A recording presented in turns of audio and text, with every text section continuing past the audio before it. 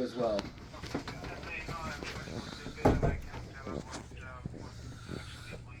Okay.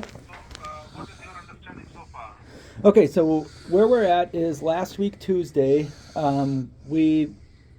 Mom had a lot of bleeding through the catheter. There was a lot of internal bleeding, and Everywhere. there was bleeding in her nose as well, The stomach and her stomach and her foot. and her foot. And there was Blood work done. blood work done on the 30th, which Was- indicated to us that it was very low platelet count. Less than 5, Dr. Goyle. And we wanted to.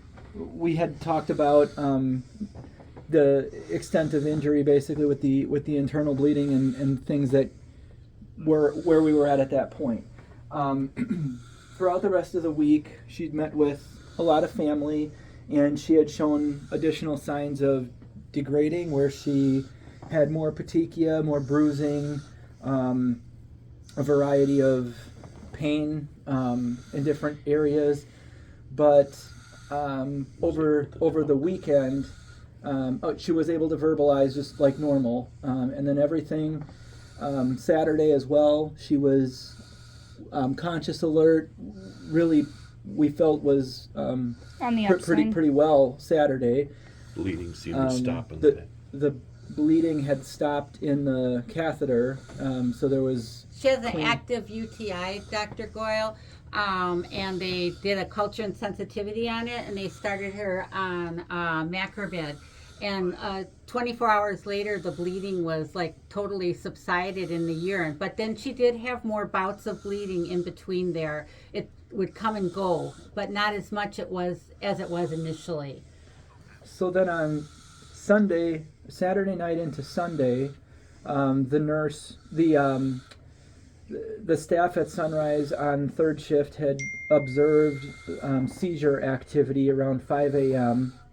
And my understanding is, based on the seizure, that they removed the feeding tube to prevent any aspirations, and that the level of consciousness was essentially unconscious. She continued to twitch into Monday morning. A lot of like mild seizure activity, like whenever you stimulated her, it would cause her to just tremor.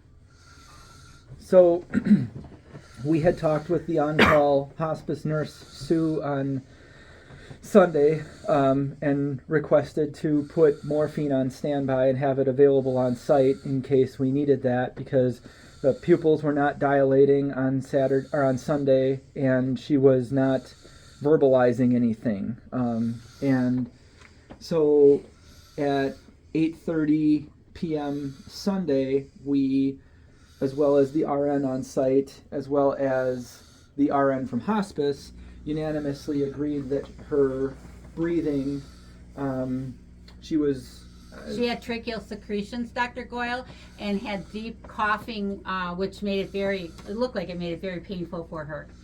So we approved to go ahead and administer morphine at 2-hour increments as needed.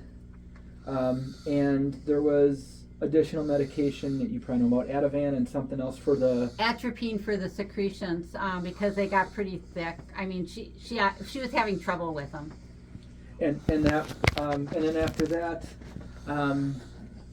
guys, was it Sunday night when she started to mouth some words? Right? Yes, it was after So- 8 o'clock at night. We saw her mouth moving, trying to say words. So in the evening, she would hear a song or hear our voice, and she would start moving her mouth to those words. We could clearly see that she was mouthing those words. And then,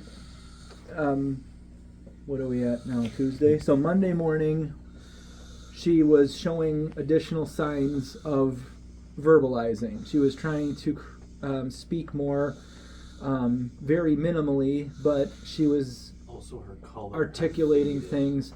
And we had seen a noticeable change in her color. She was more pale.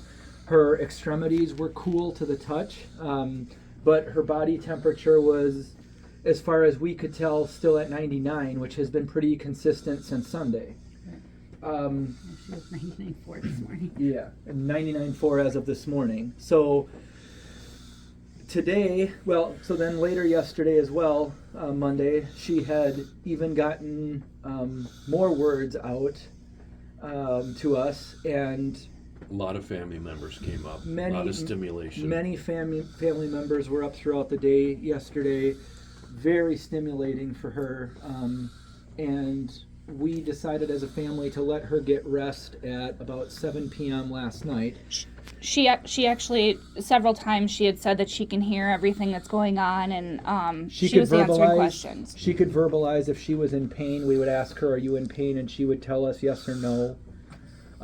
She I love you. she would say, "I love you," so she could articulate some words to that level. As of today, This morning I said to her, when you get to heaven, say hi to people, and she said, I don't want to. so she's hearing us and she's aware of there. We all have the certainty that she's aware of what's going on and where she's at and what's happening, and so it's our belief that there may be internal bleeding and things like that going on. There may be brain damage to some extent based on the pupils and other things that have gone over the past 48 hours. But we're asking for your guidance on, based on your medical opinion, what the next steps are. So obviously, kind of too many things happening there, and Can't turn it up. But knowing Sherry for such a long time, I think we should keep her on all the medications what she's on right now, except for few changes. I would like to avoid anything which can make her breathe more or to make her more sleepy or confused. And then I'll touch base with Rosemary later.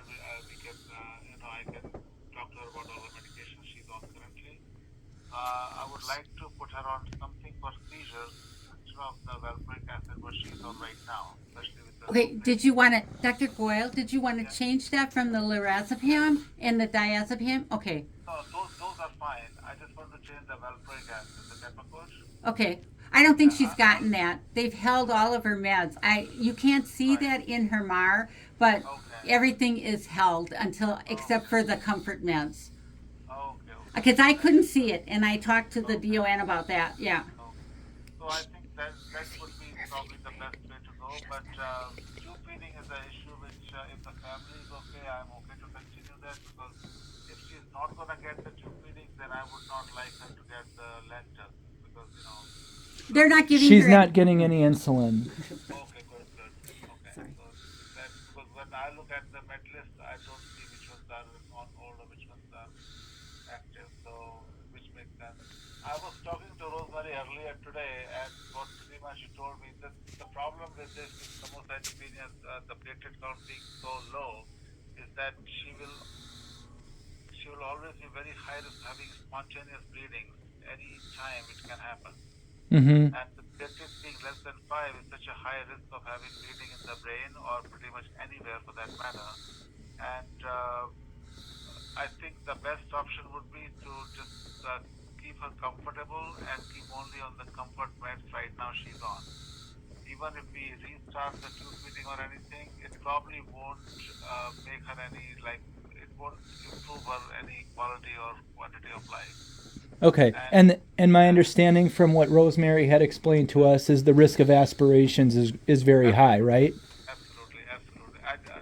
We don't want to do any harm. That's Right. So Yep.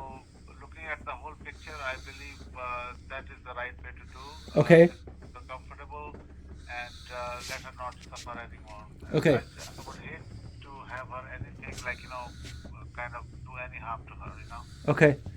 And as far as any, and maybe we can talk, but sedative, Well, she's or are we already, just going to increase the frequency? do you want it sooner than 1 hour? Sooner than 2 hours? We have that Oh, discretion, did it hang don't up? we? Yeah. No, we're good. Okay. We have that discretion, don't we? I every can 2 just hours. talk to you Yeah, about yeah, changing you can that? talk that. Yeah. Okay, then we're good. I Yeah. don't need a doctor order for that. We do need a doctor order. Doctor, they want the medications, the lorazepam and the. I'm okay with that. Every 1 hour as needed. And, Okay. Valium is fine, morphine is fine, and just DC pretty much everything else. Okay. What about making the morphine and the lorazepam scheduled, and she can get additional in an hour if she needs it? Can we do it that way? Because they want her to get it every 2 hours. We were noticing last night, Doc, that every about hour and 40 minutes she was noting to us discomfort, Okay. and we were at a frequency of about 2 hours PRN. We were considering changing that frequency to either consistently scheduled at 2 hours, Right. or increasing the frequency. Yeah, that's perfectly fine. Then I can touch base with Rosemary. Okay. Yep. We can come up with the best schedule for Sherry. There is I don't have any problem with that. Okay. Thank you, Dr. Goyle. Okay. You guys, anything else that we want to talk with Doc about? I think our biggest question was probably just the feeding tube, if because it seemed like her vitals had come back up. Because to us, it seemed like she wasn't done fighting yet, and so we just wanted your clarification, saying that it's not advised for us to try to do treatment. I don't think it will help her in any way. If anything, I just don't want to prolong her, suffering for that matter. Okay. And if she aspirates, that would be the biggest disaster. Okay. Okay. Okay. Yeah, thank you for waiting, guys. I was kind of in between things, but I just wanted to get all Yeah. the information before I talk to you. Yeah, thank you for calling back. So are you calling me, Dr. Goyle, or am I just taking it from here? Yeah, you can take it from there, and we can make it scheduled, and then every 1 hour as needed. That's fine. Okay. Schedule, That's good, because then they can ask for it sooner if she does start. Yes. Okay. Thank you. Okay. And just if any other questions, just give me a call. I'll shoot you my cell number so you can text me if you need. Oh, that's very nice of you, Dr. Wonderful. Goyle. Thank you. Thank you. Thank you so much. Thank you. Take care. Bye-bye.